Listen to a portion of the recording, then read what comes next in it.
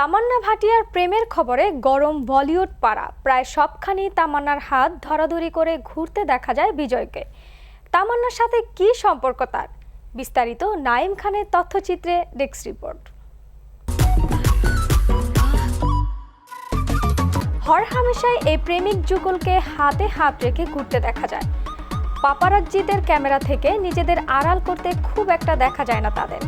সম্প্রতি এক সাক্ষাৎকারে বিজয় তামান্নার সঙ্গে তার সম্পর্ককে ঘিরে গোপন রহস্য ফাঁস করেছেন।